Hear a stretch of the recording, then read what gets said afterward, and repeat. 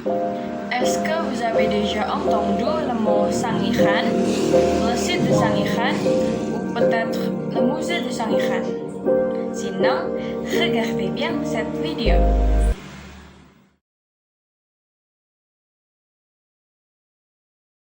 Bonjour tout le monde, je me présente, je m'appelle Yunia Paradilo Lifatul Uma et aujourd'hui je vais vous parler du musée de Sangiran. Le musée de Sangiran est situé à Krikilan Kalijabe Sragen, à environ 15 km du centre-ville de Solo. C'est un musée historique qui a été construit comme un lieu touristique pédagogique qui présente des découvertes du site de Sangiran.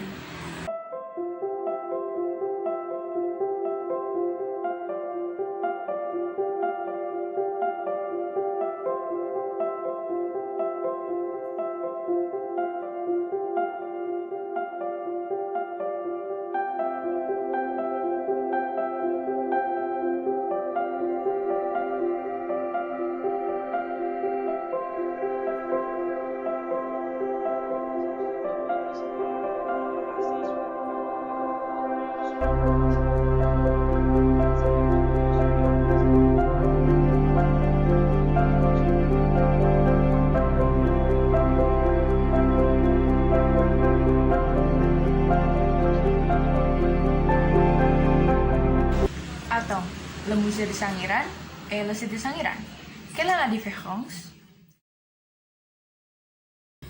Le site de Sangiran s'étend une superficie d'environ 59 km² et la première ville sur ce site est dirigée par Gustav von Königswald, un paléanthropologue allemand qui a travaillé pour le gouvernement néerlandais en 1936. À ce moment-là, les fouilles ont exhumé 50 fossiles de Meganthropus paleojapanicus, Pithecanthropus erectus ou Homo erectus.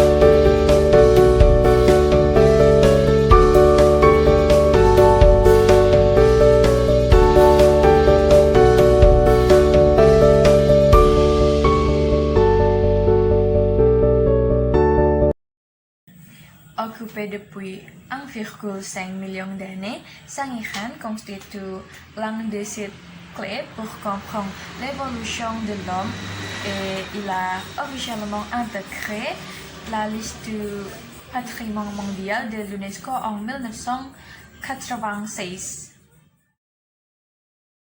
Quelques années après les découvertes du site de Sangiran, en 1977, les autorités indonésiennes ont décidé de faire construire un musée qui s'appelle le musée de Sangiran.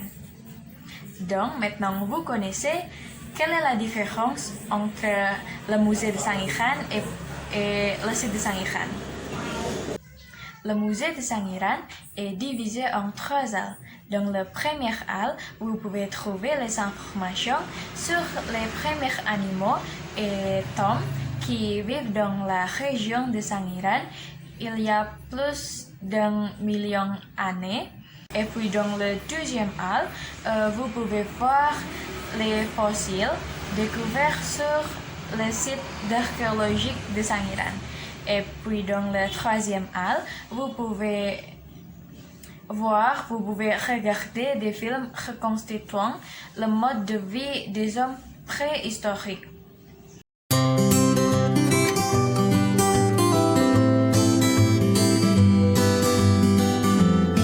Ensuite, il y a un endroit très intéressant près du musée de Sangiran. Il s'appelle Menara Pandang. Que pouvez-vous voir ici? Bien sûr, le paysage naturel, qu'ils sont très beaux dans le site de Sangiran, tels que les rivières, les plantations, ainsi que les maisons de résidents locaux. C'est très intéressant, n'est-ce pas?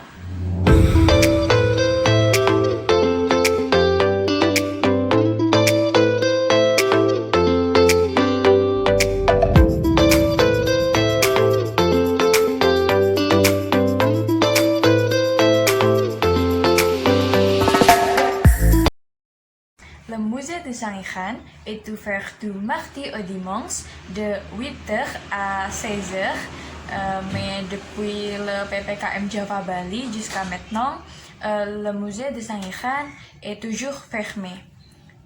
Habituellement, pour entrer dans le musée, il faut acheter un billet. Ça coûte 5 000 roupies pour les touristes locaux et 11 500 roupies pour les touristes étrangers. Vous pouvez prendre votre véhicule privé ou les transports en commun. Mais je vous recommande de prendre le bus Transjateng parce que c'est un nouveau mode de transport ici et vous pouvez partir du terminal Tirtona di Solo et puis vous devez descendre à halte Sangiran. Et ensuite, il vous suffit de vous rendre au musée en marchant sur 500 mètres.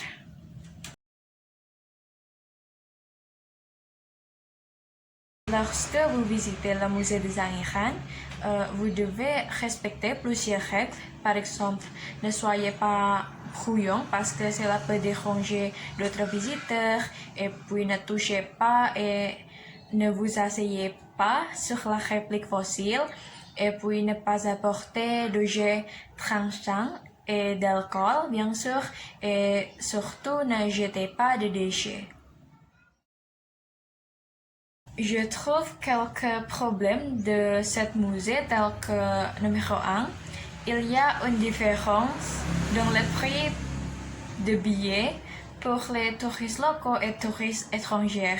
Et je pense que le directeur du musée doit fixer le prix du billet et ne pas faire de distinction entre les touristes locaux et les touristes étrangers.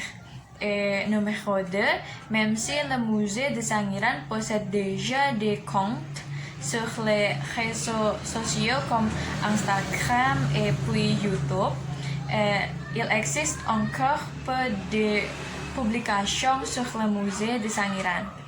Et je pense que les directeurs ou les autorités du musée peuvent inviter les jeunes locaux à gérer et diffuser des informations du musée de Sangiran dans un format plus attractif.